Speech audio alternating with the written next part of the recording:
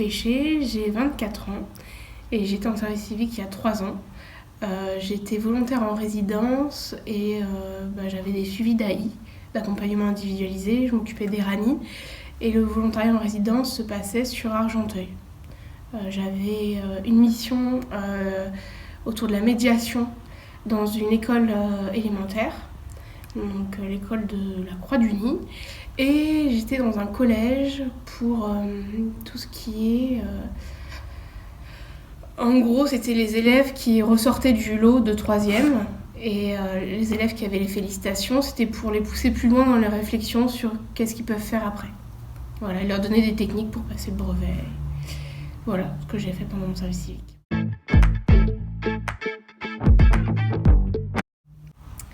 Donc ce qui m'a poussée à rejoindre la FEV en tant que volontaire, j'avais déjà fait du bénévolat.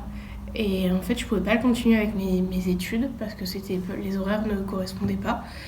Et donc à la FEV, en fait, ça m'a permis de continuer. Alors c'est pas bénévolement parce qu'il y a une indemnité, mais de continuer ce bénévolat à la fac et en fonction des horaires que j'avais en fait.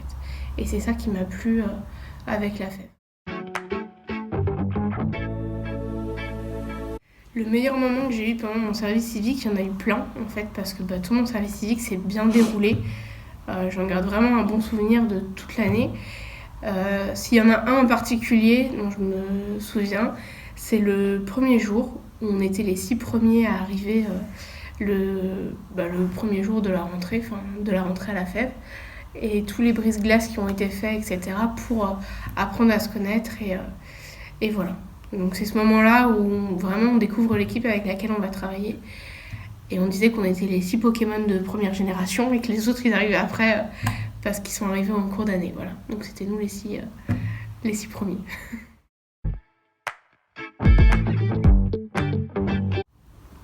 Alors les différentes compétences que j'ai pu acquérir, il y en a eu plusieurs, notamment aller démarcher des bénévoles comme ça.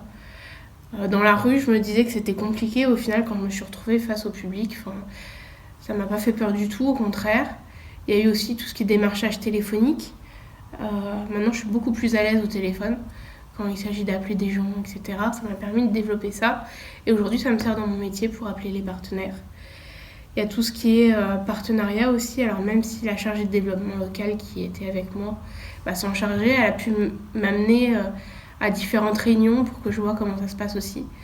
Et ça m'a permis en fait de développer tout ça et ensuite de m'en servir dans ma vie professionnelle.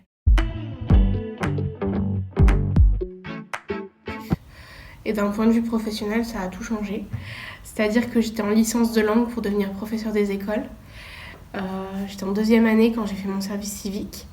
Et je me suis retrouvée à la fin de mon service civique à arrêter mes études pour partir dans l'animation pure et dure parce que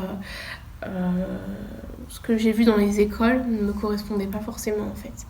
Quand j'étais volontaire en résidence, je me voyais pas en fait dans une classe avec des élèves tout au long de l'année, etc. Et je me voyais plutôt animatrice avec un plus large public, etc. Donc ça a été vraiment un grand changement la FEV.